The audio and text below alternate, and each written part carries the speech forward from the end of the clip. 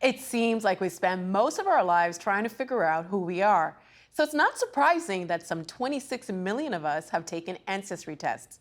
But what if you could actually take a trip in search of that identity? Alison Wearing did just that with her father, and she writes about it with insight and serious humor in Moments of Glad Grace, a memoir. And Alison joins us now from Stratford, Ontario. Welcome. Thank you. What a fab book. So great. I was laughing and then I was crying and I was laughing. So it's really nice when you get an opportunity to talk about it. Thank you so much. I'm thrilled to be here. Well, your father invites you to join him on a trip to Ireland as he is on a quest of sorts. The only other time that you've both traveled together outside the country is in Paris when you were in your teens. But you were kind of reluctant to join him on this trip. Why were you reluctant?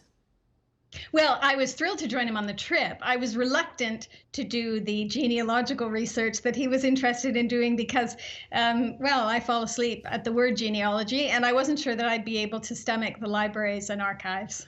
What was your dad in search of?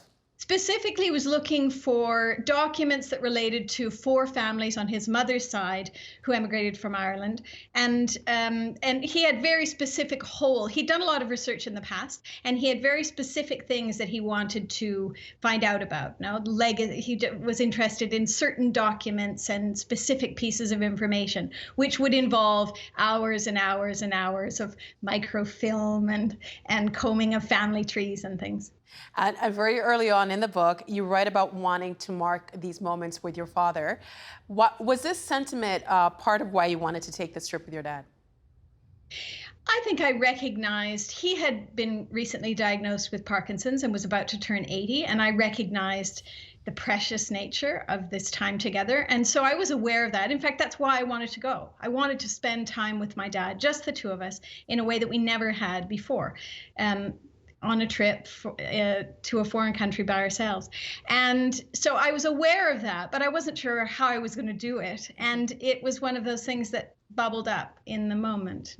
One of the sweetest things in the book that I actually might borrow from you, which is, I'm just going to steal it from you, is you would mark these special moments about your dad. He would do something and then you would write it down. What are some of the things that you wrote and why were you taking note of them? It started in the airport. So in Dublin airport, when we arrived, he was giggling. We'd lost each other, and then we found each other, and he giggled like mad. And then he scurried off to the bathroom, and that was the moment when I thought, right, I'm just going to make a list. I'm going to flip to the back of my journal and make a list called Things About Dad. And I started it with how often he giggles, and then as I watched him scurrying back, I added the way he scurries. And it was things like that, just these fun, random, but quirky things that make him who he is. Is part of it the fact that you see your dad, he has an illness and he's becoming older? Was that a part of it? It was partly that. I think it was partly that, knowing that some of these things, the scurrying, for example, that's not something that people with advanced Parkinson's tend to do. So I was aware of that. But I wasn't marking it in any sort of morbid way. I was just thinking, how fun would it be to just sketch him? I sketch with words. Other people bring, pen and ink drawings, or they do watercolors, but I do it with words. So that's what I was doing. We later find out that your dad and yourself have the same hair. How are you and your father different, and in what ways are you similar? We both speak with our hands. We're both a bit, I think we try to take the sort of quickest path to joy. I learned that probably from both my parents. What do you mean by that? Well, my dad is someone, and I really admire this in him. It was one of the things I added to my list, that he receives something like the diagnosis of Parkinson's, and it's not denial, but he just then tries to find the quickest way to joy, something that will be uplifting, something that will make him happy, that will contribute to the happiness of others, whatever it is. But there's very little stewing that goes on with my father, and I love that. The ways that we are different, maybe one of the ways that became apparent in the course of this book and the time together was the way that we look for story, the way that we look for truth, the way that we look, in fact, for identity. So, for example, my father was interested in documents and facts, and he wanted marriage deeds and birth certificates. It's not that he's against story, but I really couldn't care less about those things, and I was interested in the stories of these people and people in that area of that time. I wasn't actually that concerned about whether or not we were blood relation. And I really thought, who even knows whether these documents are true? No, we take them as fact and we take them as proof of something. But in fact, they are only story. When I see a document, a birth certificate with a father's name on it, well, we all know the mother has chosen to put that name on, or chosen to, assign the paternity of her child to that person. But unless there's a DNA test, which of course there wasn't in those days, no one really knows. So we're holding these documents up as facts, and we're trying to, make these clear lineages and so on, where I think, well, it's all fiction of one kind or another. Really, it's only as much truth as the age and the church allowed. Why do you think that we take these things as facts? Well, we like that because it's solid. We don't like uncertainty, I think, especially especially Western cultures who have this belief in that sort of, well, that's what we call history. What I find interesting is in other cultures, Aboriginal cultures, oral cultures, there's a greater overlap and acceptance of myth as being rooted actually in something higher than fact, which is truth. I mean, those two things are cousins, but they're not interchangeable. And certainly one points to the other, and they're both equally important, but they are not synonymous. And so that I find interesting, and I really resonate with that. In Mexico, for example, where I lived for the better part of a decade, myth and history are so interwoven that they are referred to, historians refer to myths as being holders of truth.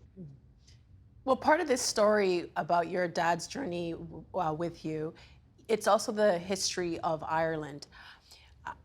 And you find out about the history of Ireland mostly through the people there. Did you find out anything that surprised you? I did many things. I was unaware. I was unaware of the plight of most of the Irish people who left the island to come to Canada. Now, that might seem naive, and it is. I mean, there's no excuse for that. I wasn't aware. We all know about the famine, the Great Potato Famine, but I wasn't aware that, prior to that, it was a series of famines. I mean, the scale of misery and destitution in Ireland was unparalleled in the rest of Europe. I don't think I was aware of it to that degree. And then I didn't know the story. You mentioned my hair. I didn't know the story of the Spanish Armada. Do you want me to tell that, or yes, please? Yes, please. Yeah. Version? Okay. So one of the librarians, in the many times when I was bored and looking for something to amuse and avoiding me the files. Yeah. So I would chat up the librarians, the security guards, people in the elevator, whatever it was. I was just looking for story, looking for conversation. I was interested. I loved the language. I was all constantly writing down people's expressions and things like that. And so one of these security guards said to me, "Well, I knew you were an Irish girl the moment you walked in here."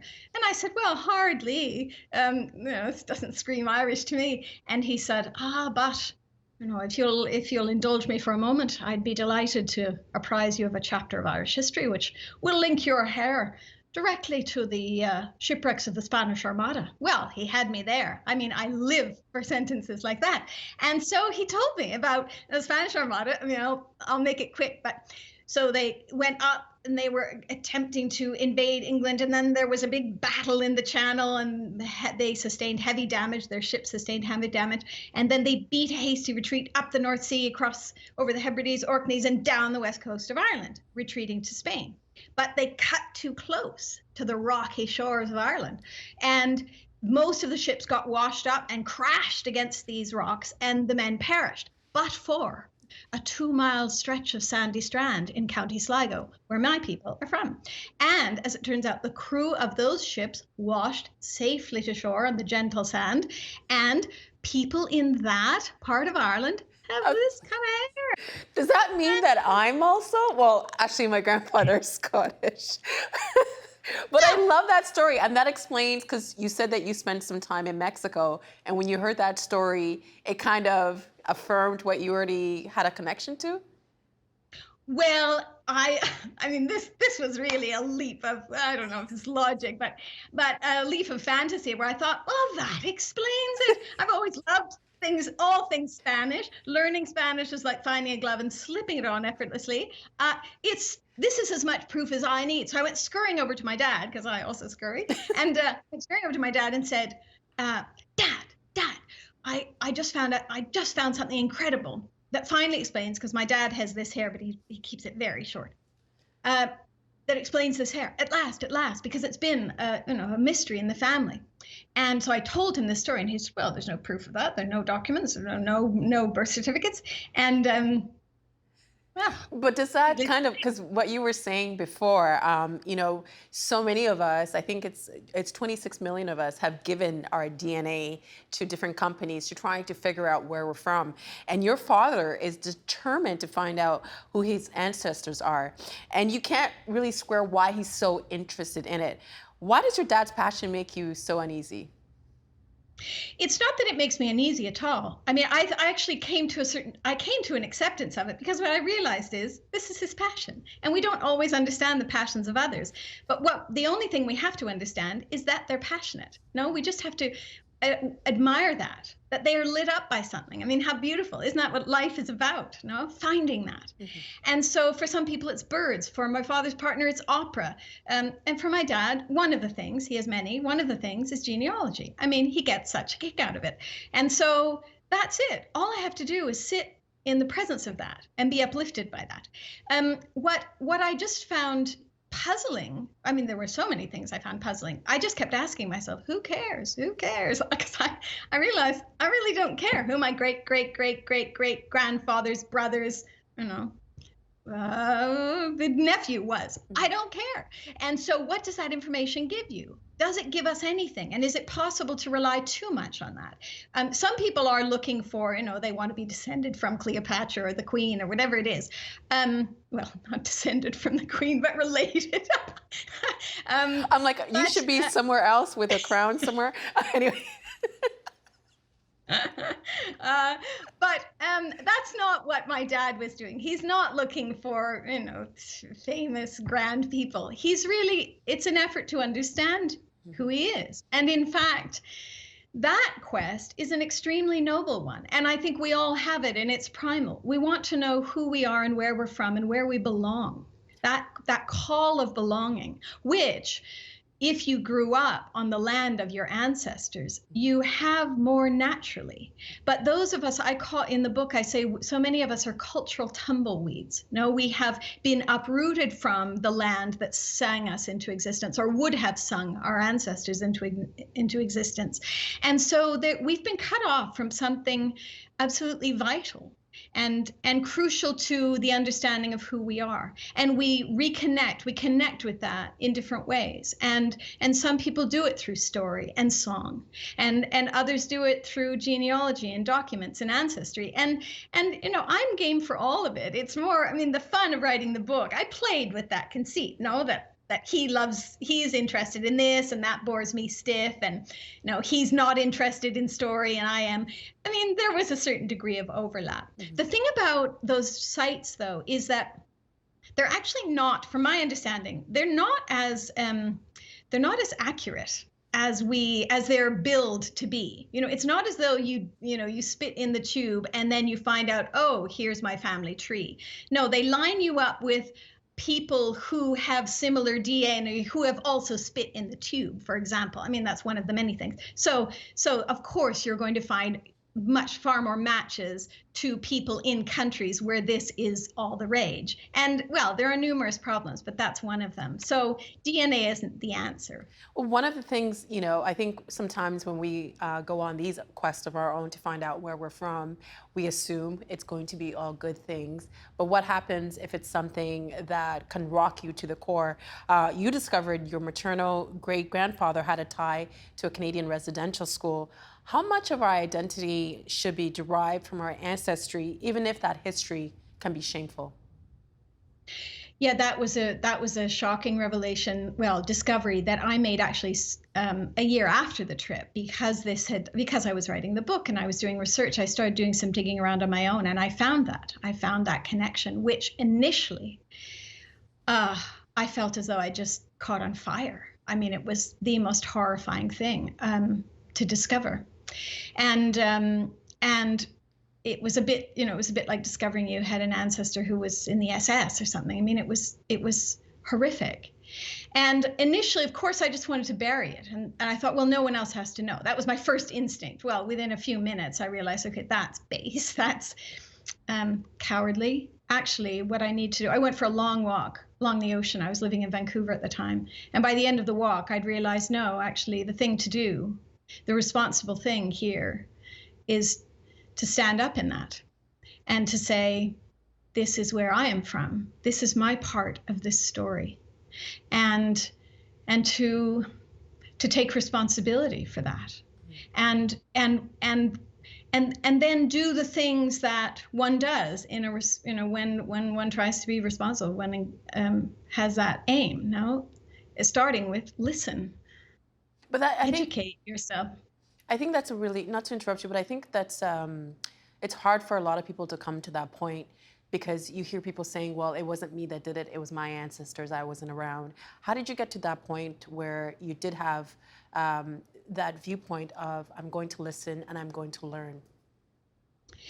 You do hear that a lot, that, well, it wasn't me, it was my ancestors, and that to me misses the mark, really. It's not about assigning blame. No one is going to be punished. It's not. I think that's the wrong. It's the wrong model, really. I feel it's about standing up. The responsibility part is from here forward. So if I'm going to be a citizen of this country, knowing what I do, and all of us who have, particularly European immigrant backgrounds from that era, we all have some of this in our history. And so, but it's not about now we have to feel, terminal guilt and shame and so on. Those are negative emotions, which, well, we pass through those. But I think it's important to sit in that and then move to the other side of that, which is what now? What now? So this, if I have this knowledge, if I am aware of this, how does that make me feel in relation to the person I see sitting on the street now with, well, for example, when I was in Vancouver. The next time I went through East Vancouver and saw many of the Indigenous people who are in East Vancouver on the street, I am part of that story. That is not a separate story. Now, I've always felt part of it in a way, but I felt it in the most visceral way. And that has not changed. And it has inspired me to read Indigenous writers, go to Indigenous theater, see Indigenous dance, and listen, be willing to change how I have believed a certain story, the history of Canada, to be my part in it, my family's part, and most of all, acknowledge the privilege that I now sit in and where that came from. You wonder, because in the book, I thought it was so refreshing that you admitted that your family benefited from the land that was the Indigenous people were displaced from, and how you're taking that responsibility very seriously. Yeah, and it changes ideally it changes the relationship we do have with land. You wonder if your dad's obsession with ancestry is to fill the void of what he lost when he came out and divorced your mom, because his siblings ended up turning their backs on him and cutting him off. Were you able to find out more about that on this trip with your father? It was a theory I had, and I asked him about it. So my dad came out of the closet in the late 70s, early 80s, and he was disowned by his whole family, except my mom and the kids. My brothers and I did not. We continued to have a relationship with him, but he did lose every bit of a family structure that he had had.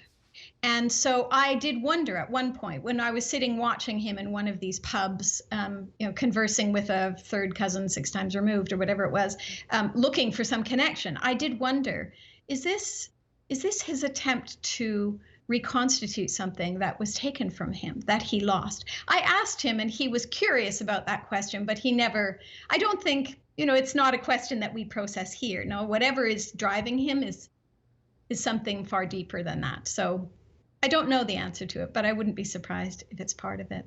There's also an urgency to find this information while you're on your trip. You write, no one knows what the future will hold, but we do know one thing. This is my dad's last trip to Ireland. How did you make peace with that?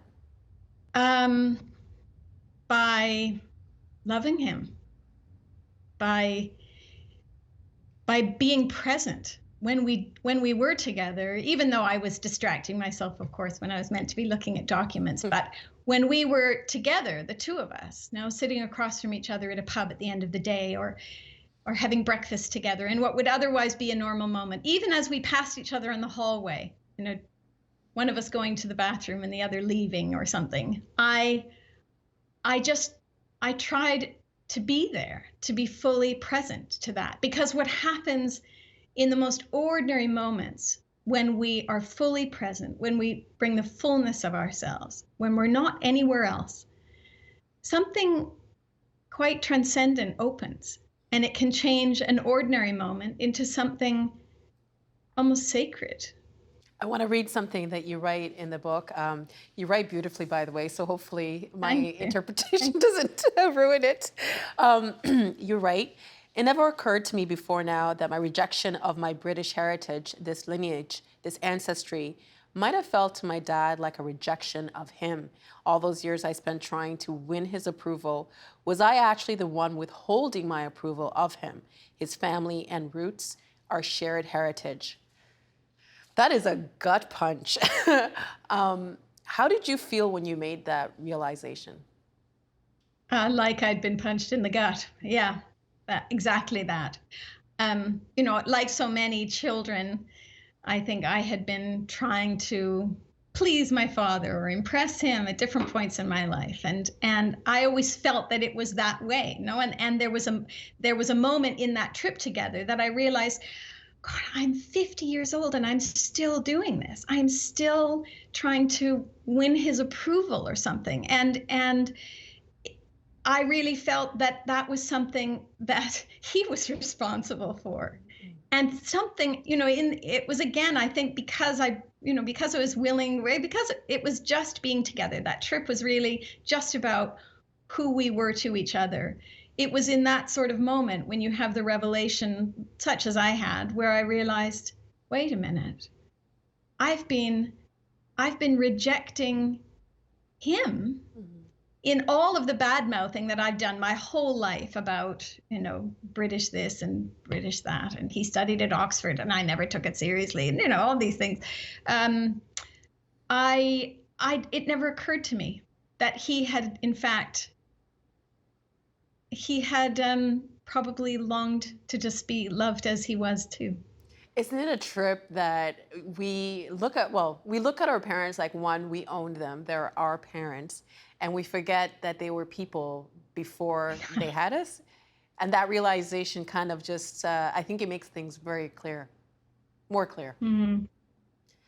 Yeah, and that it can affect the way that we see ourselves as parents and how our children see us too. Especially when we have our own kids, and then you're like, oh my gosh, I'm so sorry, Dad and Mom, for being that kid. That's right.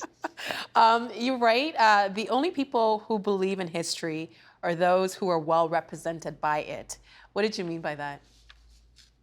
Well, anyone who, I cannot imagine being an Indigenous person in Canada, well, any country, and reading what I was fed anyway as a student in the Canadian school system, and thinking, this is history? This is not history. This is a fiction. This is a colonial fiction that we are, that we're feeding our students so that they will, feel a sense of belonging to the fictional reality that we're creating, which avoids certain atrocities, certain huge atrocities. And so I can only imagine. Well, I can't imagine, but I suspect that there's not the same faith in history when you see it being so abused with facts, replete with facts, but also with, these great omissions. Now, as a woman, I guess I can say I feel that too. No, where I'm very often, when presented with some great historical figure, left to wonder, I wonder who fed the children, and all of that, and that, when those people are not mentioned, or when it's, when some great male hero is lauded, as having done it all himself, as this lone wolf figure, I also think, well, yes, according to you. Well, we only have 30 seconds left. I wish I could talk to you longer. But what did Yeah. your dad think of the book? He enjoys it now, but I think at first maybe it was a little bit, well, it's difficult to see a portrayal of yourself that's not entirely as you see yourself. And I think he prefers not to see himself as a tremulous man in his 80s. And that's who he is. But fortunately, he's someone who understands that art isn't about flattery, it's about truth. Alison, thank you so much. It's such a fantastic read, and something Thank that, you so much. and the timing of it, when we rethink of how we're treating our elders, this is a fantastic book. Thank you so much. We appreciate your Thank you time. so much. Thank you. I appreciate it as well. The Agenda in the Summer with Nam Kiwanuka is brought to you by the Chartered Professional Accountants of Ontario. CPA Ontario is a regulator, an educator, a thought leader, and an advocate. We protect the public. We advance our profession. We guide our CPAs. We are CPA Ontario. And by viewers like you. Thank you.